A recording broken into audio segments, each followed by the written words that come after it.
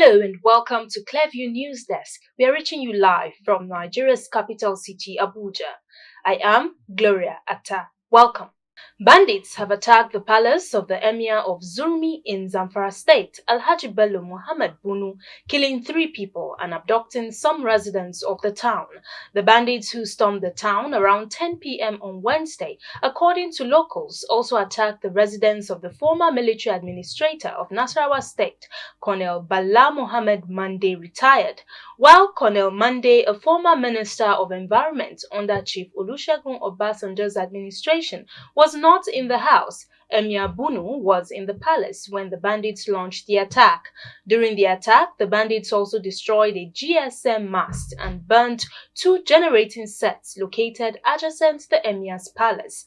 Meanwhile, military commander of an army camp located at Sabon Garin Dang Ali in Damusa local government area of Katsina State has reportedly been killed in an ambush. Sources said the incident happened Thursday evening and the corpse of the deceased, a major in the army, was deposited at a hospital in Katsina State.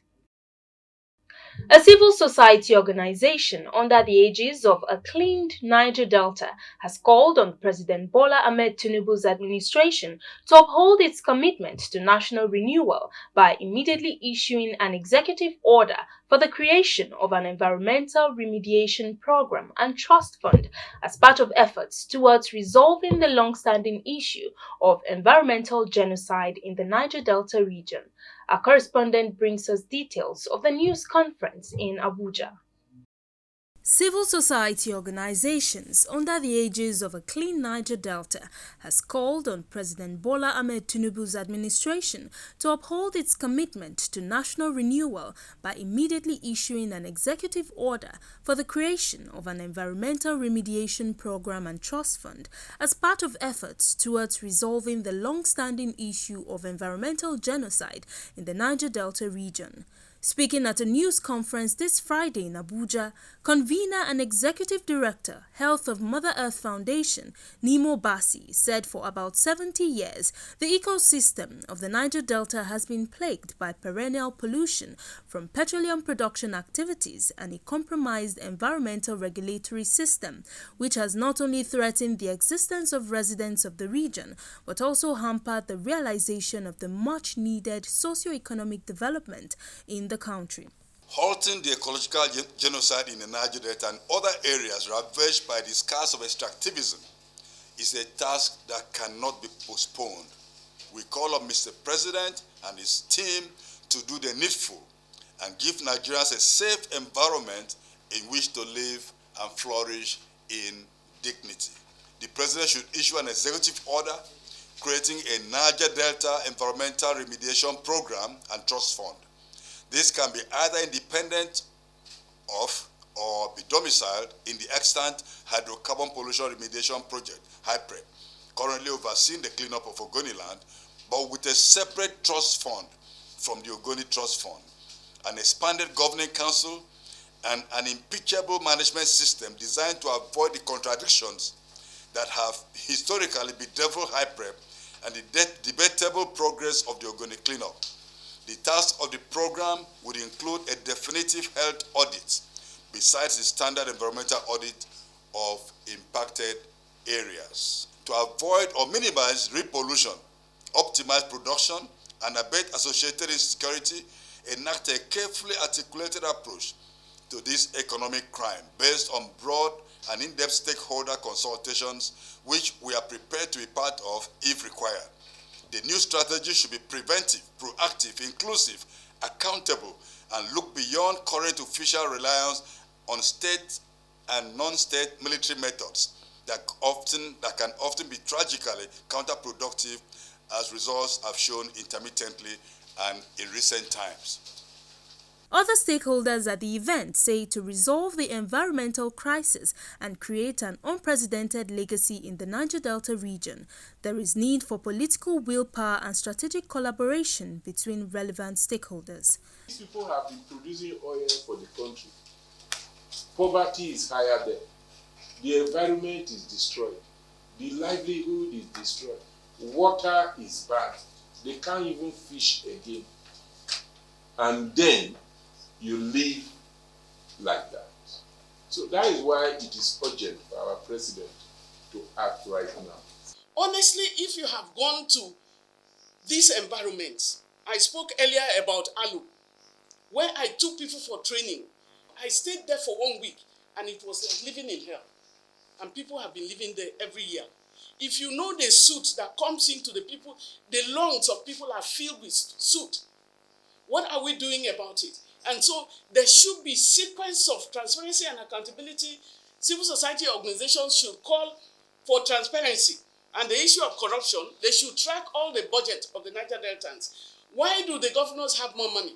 They have more money because they have a special responsibility. Are they carrying out that special responsibility, or we are giving more money to pockets? We have responsibility as media, as civil society, to continue to conscientize and mobilize for the quick implementation of the action plan that we also all agree that need to be carried out in order to clean up Niger Delta and to stop this politicization. Because what they are doing, you can imagine even the appointment of the head of the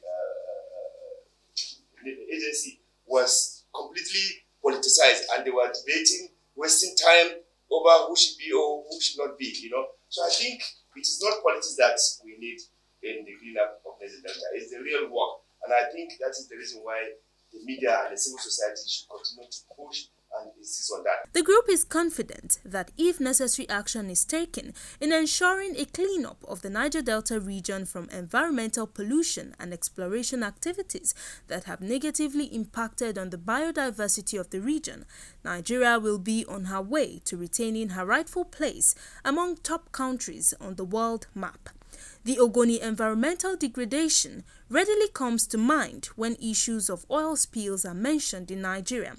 There are other hundreds of oil spill sites in the Niger Delta region that have negatively impacted the ecosystem and the general well-being of residents.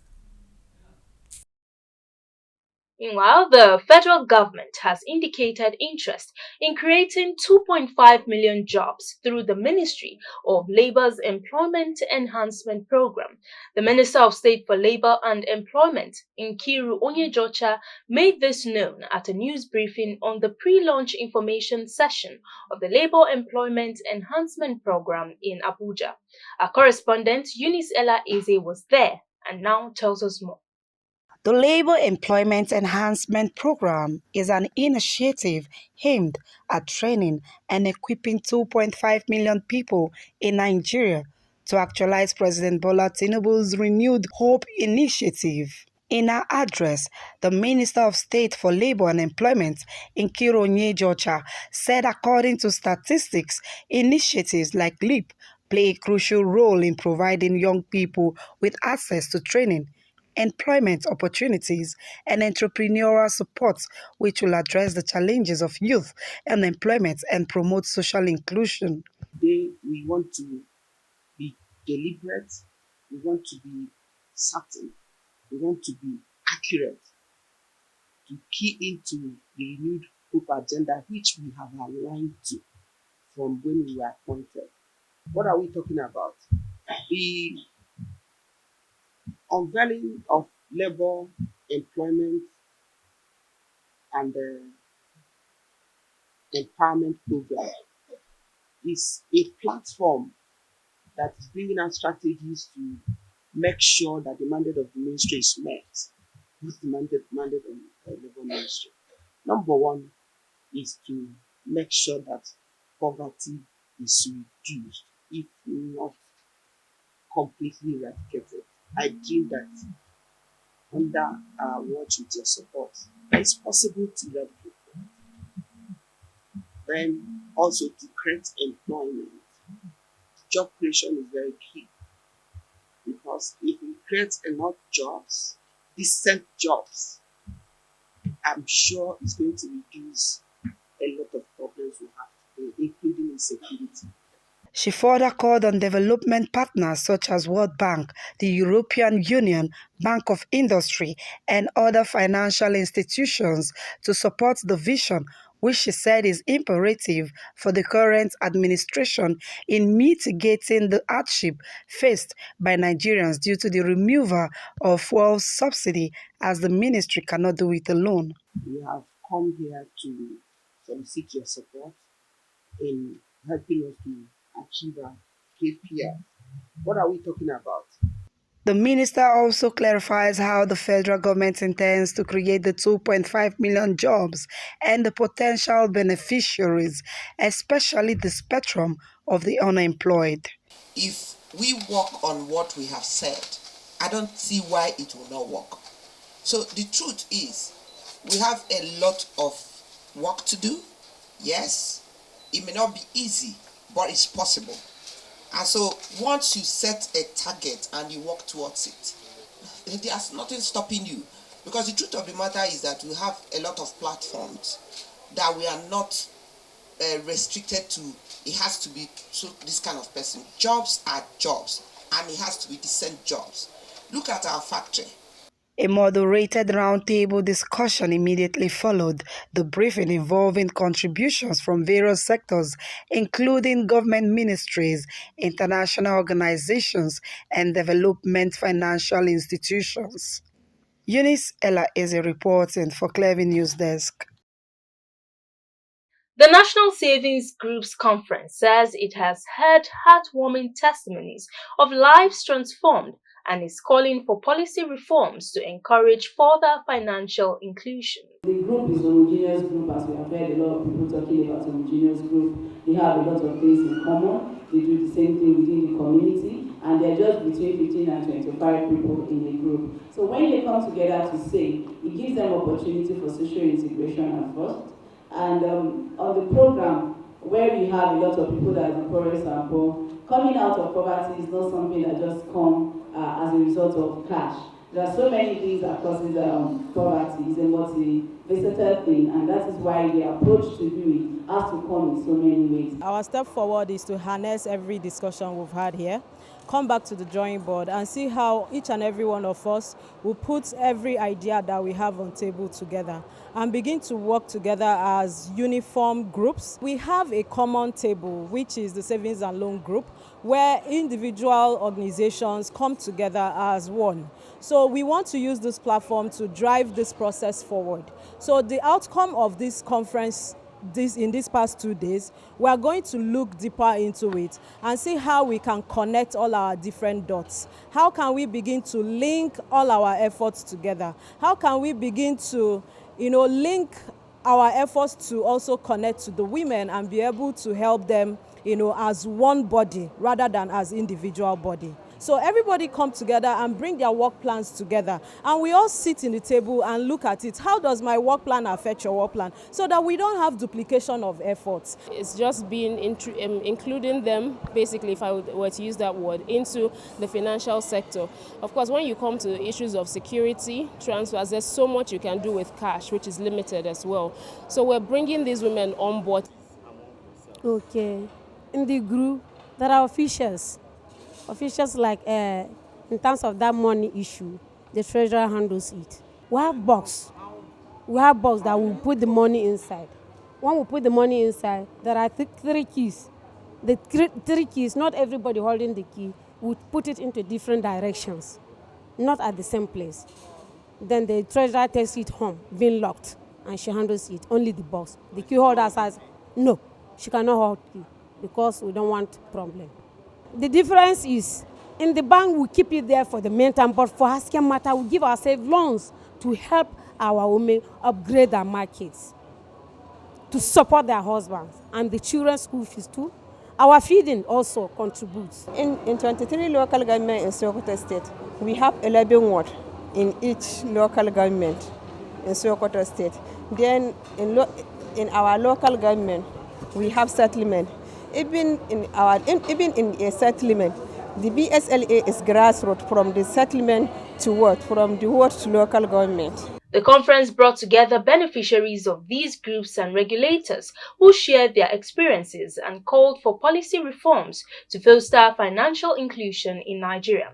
There were testimonies from beneficiaries highlighting the profound impact that savings groups have had on lives over the years. The National Council for Women's Societies, NCWS Nigeria, has held its 2024 biennial convention in Abuja, the Nigerian capital. National President of the Council, Lami Lau, promised to partner the First Lady on the Renewed Hope Initiative PET project and work with Nigerian women in ensuring a united nation as the investment in women is oriented. Clearview's correspondent brings us details. The economic empowerment of women remains a paramount objective in ensuring the female folk are treated equally with secured incomes, access to decent work, and meaningful participation in decision-making processes. Observers say these qualities are essential for creating a prosperous society. Nigeria's First Lady, Oluremi Tinubu, who was represented by the First Lady of Imo State, Barrister Chioma Uzodinma at the 2024 National Council for Women's Societies, says investing in women is not only a moral imperative but a strategic necessity for inclusive economic growth. Nigeria's Minister of Women Affairs, Uju Kennedy Ohaneye, also spoke on reasons women should come together to ensure unity and contribute ultimately to the renewed hope agenda for women in Nigeria. The theme of this convention, Invest in Women, Accelerate Progress, is apt and underscores the vital role that women play in driving progress and development in society. When we invest in women, we invest in the future of our nation. When women are given the right opportunities, they contribute effectively to economic growth, social stability, and sustainable development. The theme of this event aligns perfectly with the mission of the Renewed Hope Initiative, RHI, which is driven by my office to complement the efforts of the administration of His Excellency, President Bola Ahmed Tinubu, GCFR. At the Renewed Hope Initiative, RHI, our core efforts center around education, health, agriculture, social investment, and economic empowerment. Our goal is to ensure that women in Nigeria are engaged in productive activities towards a better life for families. Investing in women. I told you people before now that there is now a portal. It is too, as we speak, I just handed over the ones that have registered and onboarded into that portal to Mr. President. Their economic empowerment and their leadership. The 2024 Biennial Convention and Awards has in attendance members of the NCWS from the 36 states and the FCT, with high-level stakeholders from the government, public and private sectors, civil society organizations and international partners to amplify a collective commitment to investing in women. The celebration showcased achievements in women's economic empowerment, identified key gaps and charted a way forward towards the achievement of women in all spheres of life. The conference has as its theme, Invest in Women, Accelerate Progress.